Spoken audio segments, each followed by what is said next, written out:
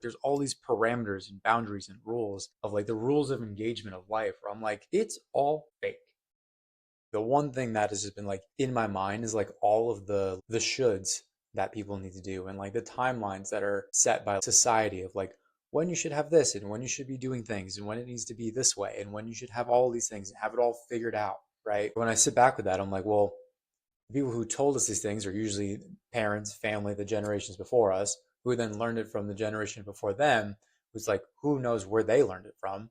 And it usually goes back to just like some guy or some woman with influence said something that then got passed down to people just like socially accepted as like, yeah, like that's probably the way we should do things. I take a step back. Anytime someone's like, oh, like this is the way that you do things, and this is the way that society does things, I always take a step back to pause to be like, are we sure? Like, is that really the way that like it goes? And it brings me back to what I want to kind of talk about in this video is like beating to the rhythm of your own drum. Just because people say by this age you should have this and you should know this and you should be preparing for this, or just in the random circumstance of people saying you need to do a certain thing to be successful or do another thing to have to go get X, Y, and Z. There's all these parameters and boundaries and rules of like the rules of engagement of life where I'm like, it's all fake.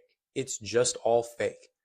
And for example, for entrepreneurship and business, I got sucked into this. I'm very guilty of this too, of the morning routine. For years, there was this thing of like, in order to be successful in business, you need a morning routine and where you're exercising and you're grounding and you're meditating and you're doing all these things. And I went to the extreme where you got to do this whole morning routine. I was just like, where does this come from?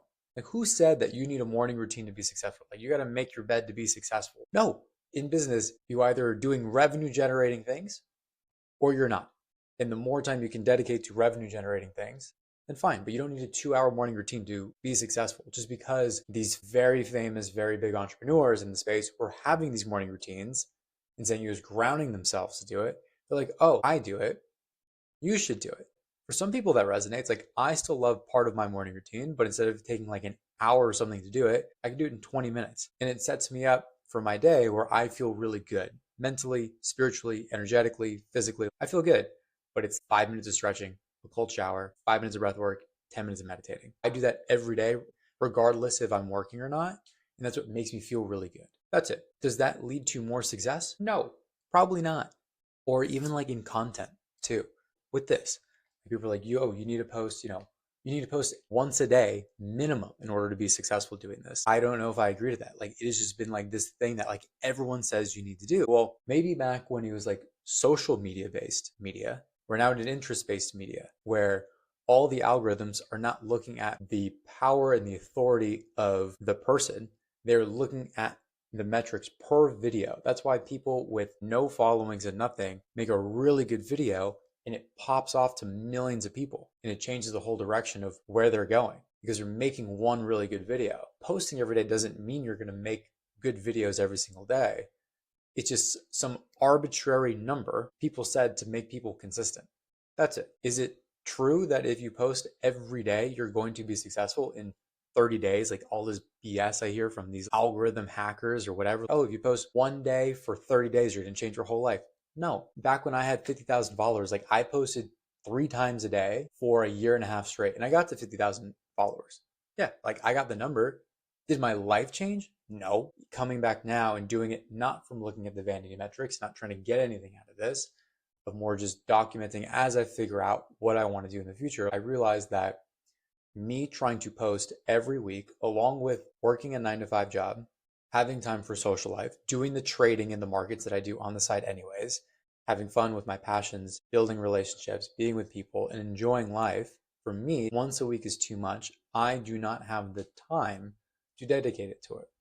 Said differently, I could post every day, 7 days a week, and long form, which I'm doing on YouTube. For me, it makes me too stressed out to where I'm not focusing enough. I'm not giving enough time per project for work, which is number one, for trading and for content as well. I was realizing I was not giving myself enough time for either of them, and I was just too overwhelmed and I was just not enjoying it. So I'm like, okay, why don't I take a step back? How can I be consistent? What is the number that is going to allow me to run the marathon instead of the sprint, right? Because if I'm running the marathon, if I'm posting something every other day, but I'm doing it for a lot longer, because I'm consistently able to post more over time. It's still the same result without the added pressure of needing to do a post once a day or multiple times a day.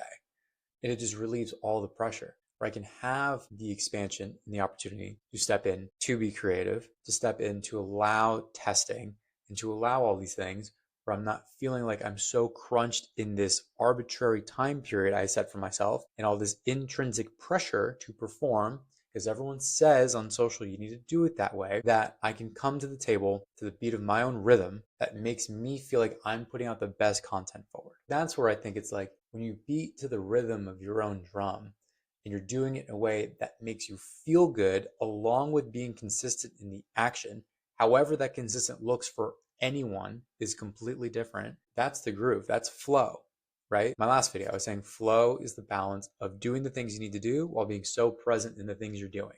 So this schedule for me on social is allowing me to be present and creative and playful along with posting consistently on this schedule that I'm showing for myself, then that's a win for me. Even if it takes longer to get to the place that I want to go to, who cares? It's not a sprint.